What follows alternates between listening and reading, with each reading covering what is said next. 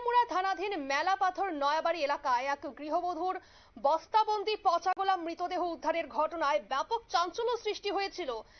গতকালকের ঘটনা, মৃতার নাম শর্মিষ্ঠা মোদক এবং ঘটনার পর থেকেই শুরু হয় তল্লাশি এবং গৃহবধূ বাবার অভিযোগের ভিত্তিতে দ্রুত পদক্ষেপ নেয় তেলিয়ামুড়া থানার পুলিশ এবং ঘটনার মাত্র 24 ঘন্টার মধ্যেই সোমবার পুলিশ গ্রেফতার করে মৃতা শর্মিষ্ঠার দ্বিতীয় স্বামী গোপাল মোদককে। জানা যায় যে তাকে কল্যাণপুরে তার নিজ বাড়ি থেকে গ্রেফতার করা হয়। যদিও প্রাথমিক তদন্তের ভিত্তিতে পুলিশ তাকে গ্রেফতার করেছে, তবে তদন্তের স্বার্থে পুলিশ বিস্তারিত বিষয়ে এই মুখ খুলতে নারাজ। তবে কি জানাচ্ছেন আইসি জয়ন্ত কুমার দে, শোনাবো আপনাদের।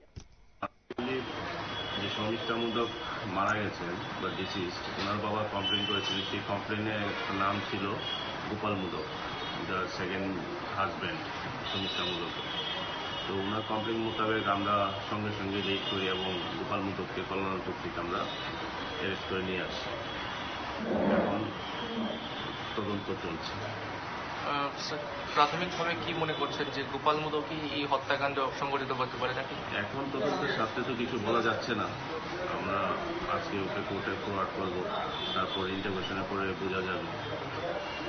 প্রাথমিকভাবে কোনো কিছু কি তথ্য বেরিয়ে এসছে এই হত্যাকাণ্ডের?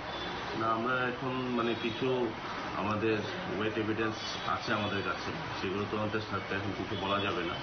পরবর্তী সময়ে আমাদের কিছু রিভিল হলে আমরা দায়িত্ব স্বীকার করব। আপনারা শুনলেন আইসির বক্তব্য।